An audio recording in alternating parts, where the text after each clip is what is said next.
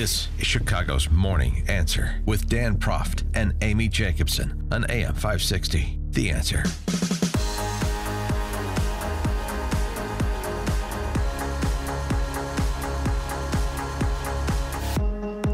Good morning. Chicago's Morning Answer. Eric Kohn and Joe Kaiser filling in today for Dan and Amy. Be a part of the program with us this morning by giving us a call at 312-642-5600, or you can text DA to 64636. Could the new year bring new taxes for those who live in Illinois? It's certainly a possibility. From our Illinois Policy Institute colleague, Austin Berg. J.B. Pritzker will be the new governor of Illinois come January 2019, and Rahm Emanuel will remain mayor of Chicago until at least May of 2019. As part of that overlap, Illinoisans may see a hike in the gas tax, according to reporting from the Chicago Sun-Times. Quote, topping Emanuel's legislative wish list is a transportation funding bill, possibly bankrolled by an increase in the gasoline tax that's needed to pay for the backlog of capital projects at the CTA and Metra. The state last passed a capital bill in 2009 when it appropriated $31 billion for infrastructure projects. Illinoisans already pay some of the highest gas taxes in the country. Could they be looking at more? To get some insight on this, we're joined now by Alan Skillicorn, Illinois State Representative for the 66th District, East Dundee area. Alan, good morning. Thank you for joining us. Yeah, good morning. And it's no secret that the politicians in Springfield want to raise your taxes with this massive tax hike. So do you see this not only as a likelihood of coming up, do you see it as a likelihood of passing? Well, we're making such a big outrage, I wonder if we can kill it for the time being. But there are politicians on both sides of the aisle that are openly talking about and selling a tax hike on our gasoline. Alan, it's interesting. So Illinois politicians go after all these different revenue sources, whether it's, people always complain about property taxes, but there's also all these consumption-based taxes. Why do you think gas tax is the one they're going after? Because like you said, it's pretty easy to create this outrage about it, and it's very regressive in nature, obviously. Well, and it is regressive, but it's also due to the fact that the market works. So just, 2-3 years ago, gasoline was almost double the price it is today. But because of some of the federal policies, the gas price has just dropped. Oil prices have dropped. So now you're actually seeing in the suburbs, you're seeing areas where you're seeing just under $2 a gallon for gasoline, which is great news. But that really means that the actual gas is selling for $1.50. And it's all the taxes that topped onto it. Now, the politicians, they think that they can be like the Grinches who stole Christmas here and raise taxes while the prices are low, and maybe no one will notice.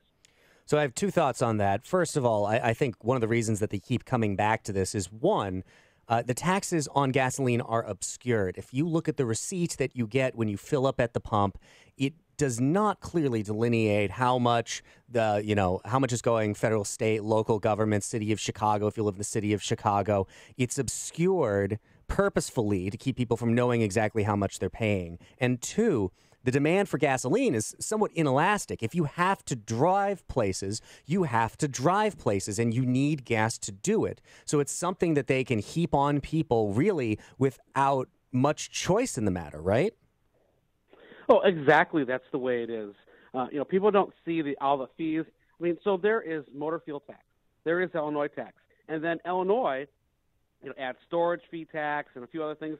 But they actually add on a percentage tax on top of the gas price and the tax. So you're literally paying a tax on the tax when you buy a gallon of gasoline.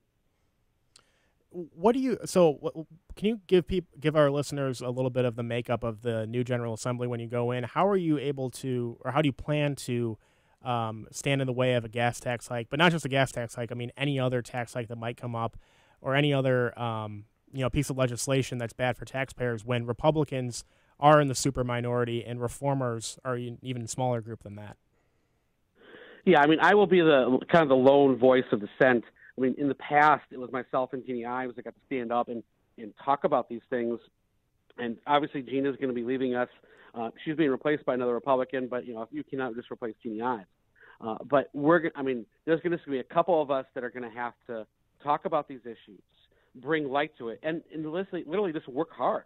We're going to have to find out all these bad bills and expose this. And then once exposed, sometimes these bills go away. Like, I really think if the outrage builds over this gas tax, it might go away for the time being. But what does concern me is both the Democrats and Republicans selling it. And I fear they're going to try to push this through in the lame duck. There are dozens of legislators that got beat in the election, that are retiring, that are getting these sweet promotions to be part of the Pritzker, team, and they're going to be leaving, and they're unaccountable. They can vote on anything.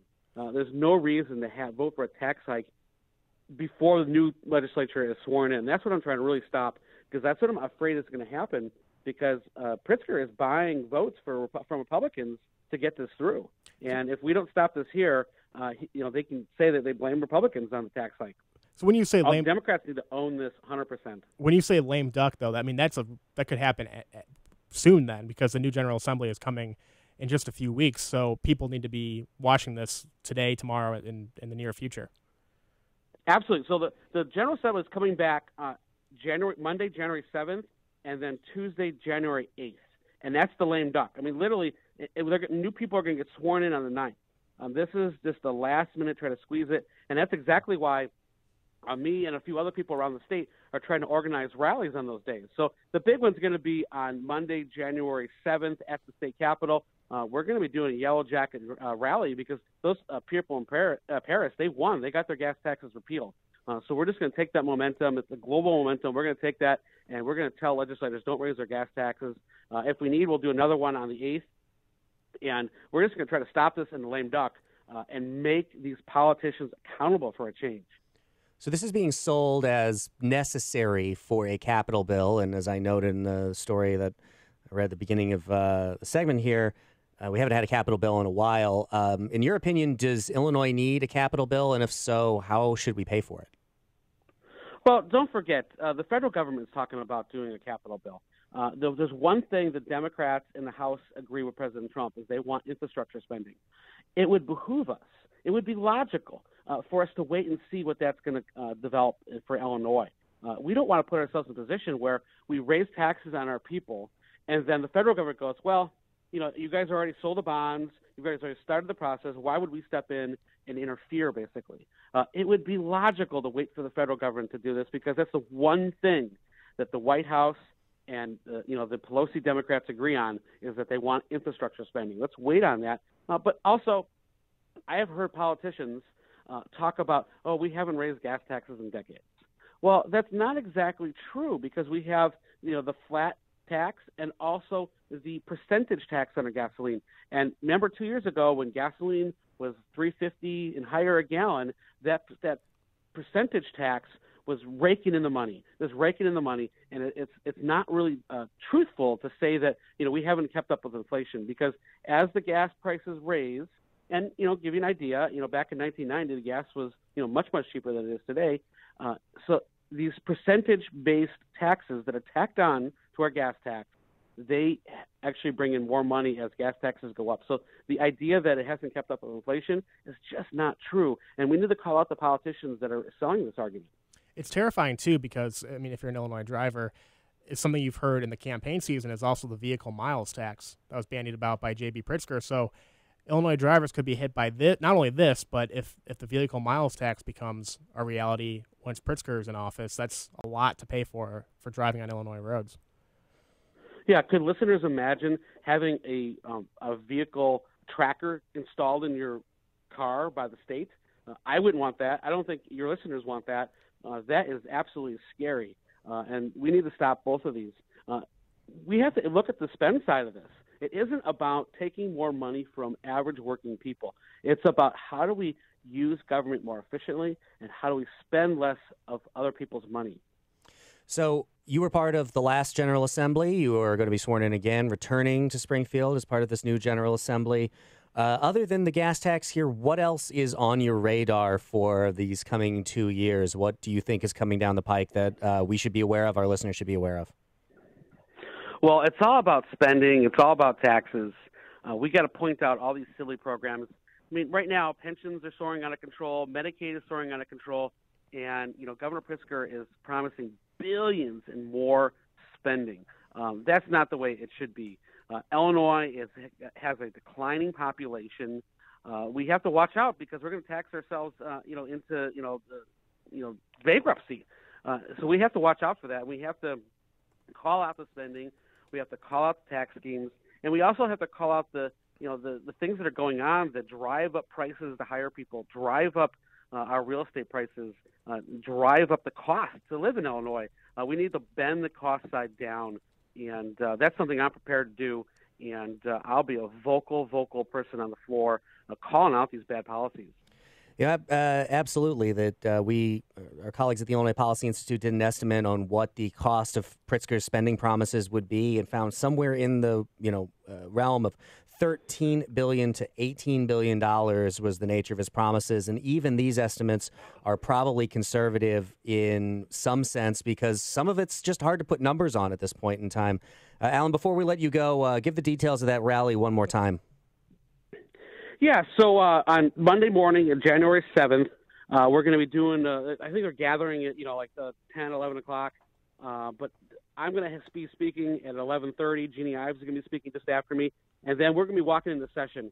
And the beauty of this is that you're going to have hundreds of people in the state capitol building. And this is going to be exactly when all the politicians are walking into the chamber to vote to raise your taxes. And you have hundreds of people there in the politicians' faces. That's going to be a great thing. So in the Capitol building, 11 o'clock, 11:30-ish, we're going to have people there, and we're going to be in politicians' faces. He is State Representative Alan Skillicorn, East Indy, Illinois 66th District. Alan, thanks so much for joining us this morning. Appreciate it. Great being on.